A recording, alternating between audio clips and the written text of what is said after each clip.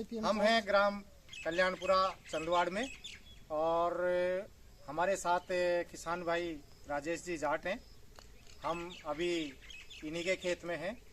इनको कृषि विभाग द्वारा मूंग का प्रदर्शन दिया गया है। आपको 1 हेक्टर का मूंग का प्रदर्शन दिया गया है और आइए जानते हैं राजेश जी से कि कृषि विभाग द्वारा ये दिया गया मूंग का बीज है, उसकी फसल से ये कितना संतुष्ट हैं और इनको इस प्रदर्शन में बीज के अलावा और क्या क्या चीज़ें मिली हैं। तो राजेश जी आप ये बताएंगे कृषि विभाग द्वारा आपको एक तो इसमें क्या क्या सामान दिया गया है और अभी जो ये फसल आपके खेत में है ये आप अन्य वर्षों की तुलना में कितनी अच्छी है, इसके बारे में हमारे किसान भाइयों को आप बताएं। जी सर, ये वैसे दिखने में अभी तो गत वर्ष से बहुत अच्छी है। बाकी हमें 20 किलो तो बीज दिया गया है इसका और 1 लीटर नीम ऑयल दिया गया है और 2.5 किलो वर्टिकल दिया गया है और नाइट ट्रैप अभी और देंगे। तो आपने ये जो मूंग का बीज आपको कितना मिला? 20 किलो। 20 किलो।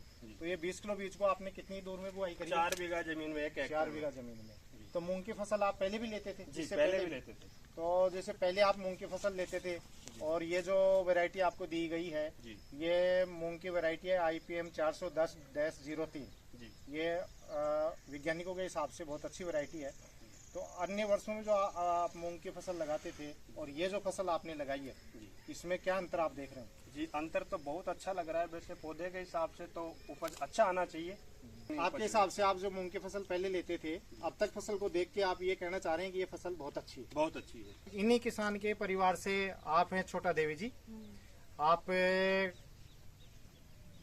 से जब ये पूछा गया कि कृषि विभाग से और कौन सी योजनाएं आपने ली हैं तो आप बता रहे हैं कि हमने गेहूं में नैनो यूरिया का उपयोग किया था। तो आइए जानते हैं इनसे कि गेहूं में नैनो का जो उपयोग किया गया उसके बाद में वो गेहूं की फसल कैसी रही, उत्पादन कैसा रहा और इस सब की जानकारी जो है आपसे लेते हैं। तो आपने जैसा बताया कि गेहूं में आपने नैनो यूरिया का छिड़काव किया था। तो उस छिड़काव करने के बाद वो गेहूं की फसल आपकी कैसी रही? अच्छी रही, उसमें पैदावार, उसमें दाने में बहुत अच्छी चमक रही। दाने में चमक रही। हाँ। और उसके बोझे में वो पैदावार में बढ़ोतरी में भी अच्छा काम किया। गेहूं के पौधे की बढ़वार अच्छी हुई। हाँ। और तो कुल मिला के आपका कहना यह है कि गेहूं में नैनो यूरिया देने से वो फसल की बढ़वार अच्छी हुई और गेहूं की पैदावार में बढ़वार हुई और साथ ही साथ उसके दाने में अच्छी चमक रही और खेती में भी सुधार रहता है। नैनो से जमीन भी खराब नहीं होती है। दर्शकों जैसा कि आपने देखा ये जो हैं राजेंद्र जी और इन्हीं के परिवार से हैं ये छोटा देवी जी।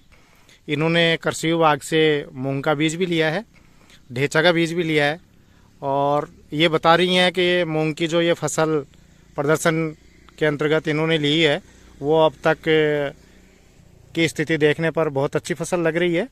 और साथ ही इन्होंने छोटा देवी जी ने ये भी बताया कि जो ढेंचा की फसल लगाई है इन्होंने वो 3-4 फीट की हो गई है और उस फसल को ये हरी खाद के रूप में अपने खेत में मिलाएंगे।